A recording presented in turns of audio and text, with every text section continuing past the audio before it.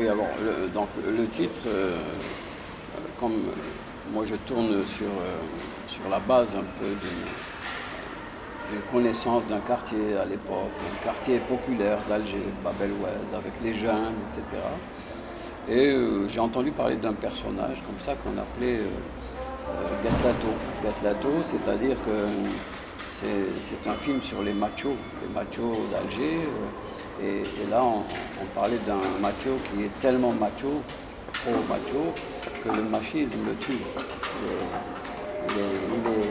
Il est envahi comme le machisme, c'est comme un qui le détruit, tellement il est jusqu'au boutiste dans le machisme. Voilà.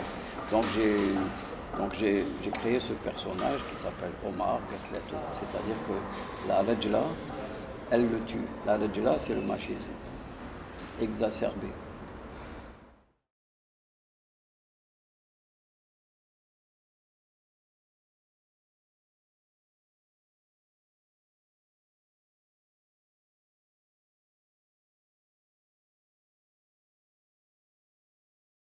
Alors, ce qui a changé d'abord, c'est que c'est des films qui travaillent sur deux générations différentes. C'est qu'entre Omar Gatteto, où j'étais jeune et je partageais un peu la situation que vivaient ces jeunes, j'étais très au courant, j'étais avec eux, j'étais parmi eux, je vivais cette situation, mais il y avait quand même un optimisme.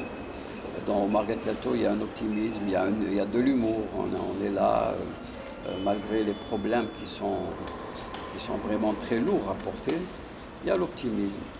Et plusieurs décennies après, et après avoir fait d'autres films où je parle toujours des jeunes, de décennies différentes, la nouvelle génération de jeunes donc Omar, ce jeune Omar de Madame Courage, c'est une génération de gens beaucoup plus perdus, parce que des choses se sont passées entre-temps.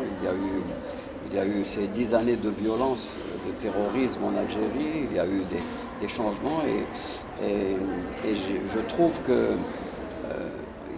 si on compare les deux films, il y a un désespoir plus grand chez le Omar de Madame Courage, qui pourrait être le fils de Omar Gatleto, que chez Omar Gatleto. C'est-à-dire que dans les dernières images, dans les derniers plans de Omar Gatleto, on sent que il a repris confiance, il dit qu'il va revoir la fille, etc.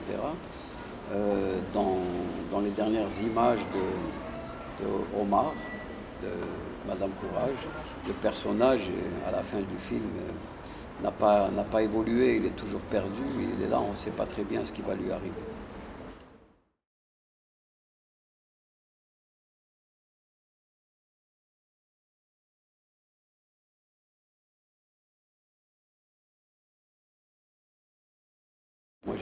Moi j'étais très cinéphile, hein, donc j'allais beaucoup voir de films. Quand je tourne au Margat Plateau, on sort de la période du néo-réalisme italien, de la nouvelle vague, etc. Il y a des nouvelles formes de cinéma, dans le cinéma brésilien, dans même le cinéma allemand de Werner Herzog. Il y a beaucoup de choses qui se passent à l'époque dans le cinéma. Et je pense que nous sommes dans une période où on est quand même très captivé par les personnages. Dans les films qu'on voit, quand on rentre dans le récit, dans l'émotion du récit, on a peur pour certains personnages. Je pense que le spectateur est toujours comme ça aujourd'hui. C'est-à-dire qu'il y a des moments où, quand on s'identifie bien au personnage, on a l'impression qu'il nous parle, qu'il est avec nous, on a peur. Je me rappelle quand j'étais jeune, je voyais des films et quand il y a le méchant qui vient derrière pour l'assassiner, j'ai envie de crier attention, regarde derrière toi, il se passe des choses, etc. Et, et donc j'ai choisi ce mode de narration. Je me suis dit, tiens, ce serait bien que le personnage parle au public. Et le problème aussi, c'est que à l'époque, quand je tourne ce film, nous sommes dans une période en Algérie où il y a beaucoup de salles de cinéma, où il y a beaucoup de public. Et je m'aperçois tout de suite dans les premières projections en Algérie que c'était une bonne chose parce que le public qui s'identifie dans la salle parle avec Omar Plateau, lui répond. Et donc il y a comme ça quelque chose, une symbiose, le fait qu'il leur parle. Euh,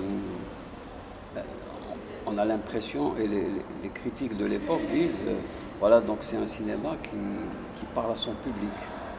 Et donc j'ai fait une grande tournée en Algérie, dans beaucoup de salles, avec ce film, et on avait des débats très intéressants. Voilà, donc je pense que ce choix, bon après je ne l'ai pas recommencé, ce choix de parler au public, mais c'était intéressant pour ce film.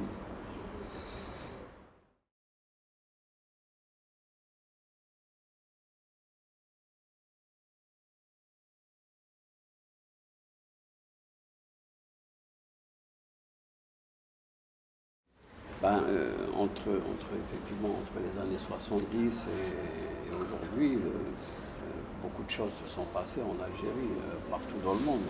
En Algérie, donc au niveau de la société algérienne, euh, la manière que j'avais de poser le problème du rapport entre les femmes et les hommes dans Margaret Lato était, était un plus décontracté que dans Madame Courage.